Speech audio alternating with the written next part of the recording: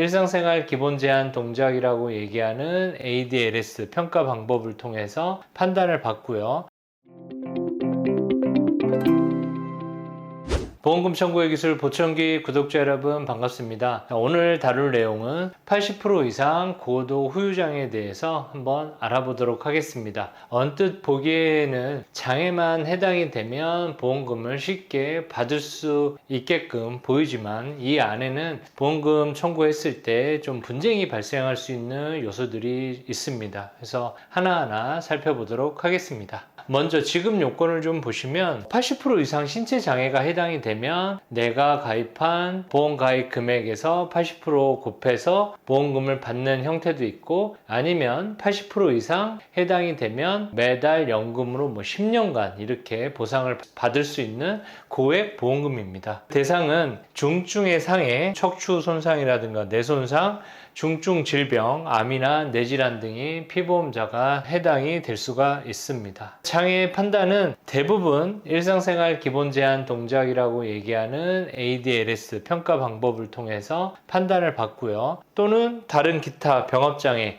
장애가 한 3개, 4개 이렇게 해서 병합할 수 있는 장애가 발생을 했을 때 최종 합산한 장애율이 80% 됐을 때 다툴 수가 있습니다. 분쟁이 발생하는 이유는 첫 번째, 장애율 80%가 진단을 끊어서 들어갔는데 보험사가 장애율 80% 우리 인정을 못하겠다, 그러니 의료자문 및 동시 감정을 진행하자고 하는 분쟁이 발생할 수가 있습니다. 그래서 의료자문 및 동시 감정은 제가 다른 편에서도 얘기했지만 이 부분도 때가 되면 갈 수 있겠지만 최대한 보험사에 휘둘리지 말고 객관적으로 공정하게 갈 수 있으면 한번 시행해 볼 수 있다라고 제가 말씀을 드렸습니다. 두 번째, 장애율 80%는 인정하겠다. 다만 그 장애 80%에 대한 부분들이 환자 상태가 일시적 장애다. 즉 쉽게 얘기하면 단기간에 사망 가능성이 있으니 좀 더 두고 보자. 지금은 지급을 못하겠다. 지급 요구를 하자라는 분쟁이 발생할 수가 있겠습니다. 자, 장애 판단 시기는 약관상에 조금씩 다르긴 하지만 원래 피보험자가 다치게 되면 수술적 치료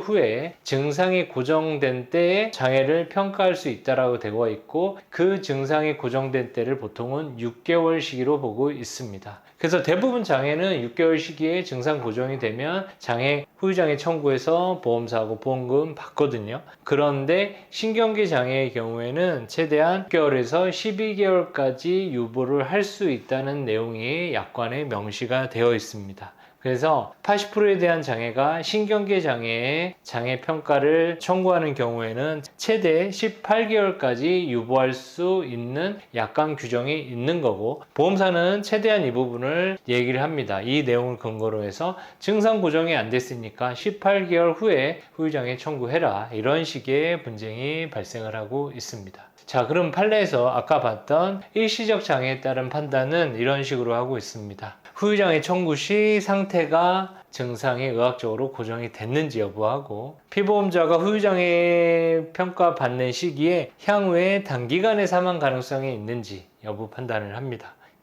향후에 여명 단축 가능성이 있겠죠. 있는데 단축이 얼마나 가능성이 있는지에 따른 부분을 가지고 종합적으로 일시적 장애를 판단을 한다라고 명시가 되어 있습니다. 당연히 법원은 일시적 장애에 해당이 되면 약관상 명시되어 있는 후유장애는 포함되지 않는다라고 한결같이 얘기는 하고 있습니다. 그래서 보험사가 일시적 장애라고 계속 주장을 하면 이러한 부분들을 내용을 주장을 해서 일시적 장애가 아니니 80%에 대한 장애에 해당되니 보험금 줘, 이 싸움을 하게 되는 겁니다. 자, 오늘은 80% 이상 고액 후유장애 보험금에 따른 부분을 얘기를 했고, 오늘 내용처럼 한 3가지 정도의 분쟁이 발생을 합니다. 다행히 일부 보험사는 이런 분쟁 없이 지급되는 경우도 있지만, 반대편으로는 또 일시적으로 일부 보험사들이 이러한 부분을 가지고 보험 분쟁을 일으키고 있습니다. 그래서 오늘 내용 보시고 내가 해당이 되는 상담이 필요하다고 하면 보청기 무료 상담 주시면 저희 상세하게 답변 드리도록 하겠습니다.